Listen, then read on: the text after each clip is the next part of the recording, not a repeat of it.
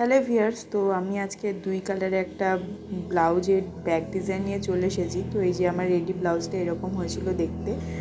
তো প্রথমে আমি পেপারে মেজারমেন্ট অনুযায়ী পুরো কেটে নিয়েছি। এটা আমি ব্রোকেট ব্লাউজ বানাবো। তো তার জন্য কাঁধ থেকে চওড়ায় 2 ইঞ্চি মার্ক করে আর নিচের লেন্থ আমি 5.5 মতো রেখে পেপারে আলাদা করে কেটে নিয়েছি। এবার এই ছোট অংশটা আমি আলাদা কাপড়ে রাখবো, আর যে বড় পিঠের অংশটা রয়েছে সেটা মেন কাপড়ে কাটিং করে নেব।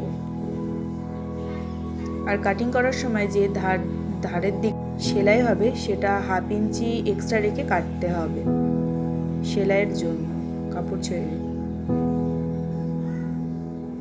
সেমভাবে পিঠের ক্ষেত্রেও আমি পুরো মার্ক করে নিয়েছি পেপারের অনুযায়ী, আর যেটা পিঠের দিকে সেলাই পড়বে সেটা 1 চাপ এক্সট্রা রেখে কেটে নিতে হবে।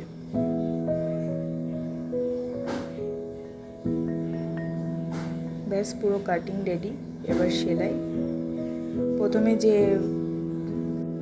কালারিং কাপড়টা আছে সেটা আমি জয়েন করে নেব। জয়েন করা হয়ে গেলে উপর দিয়ে একটা চাপ সেলাই দিয়ে নিতে হবে।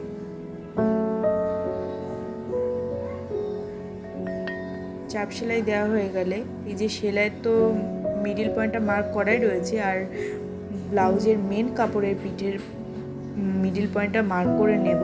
মিডিল পয়েন্ট আর এক্সট্রা কাপড়ের মিডিল পয়েন্ট অনুযায়ী মেলাতে থাকতে হবে।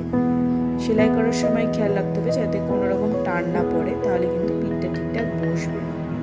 হয়ে গেছে একদিক। এবার সেমভাবে অপর দিকটাও সেলাই করে নেব।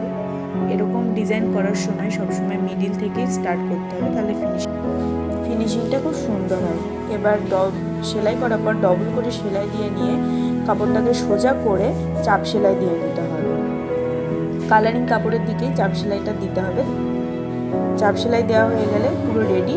এইবার গলার পট্টি এক্সট্রা কাপড় জুড়ে বসিয়ে নিলে ব্যাস গলা রেডি। তো আমার যদি ভিডিও ভালো লাগে অবশ্যই লাইক করবে। তো চলো, টাটা।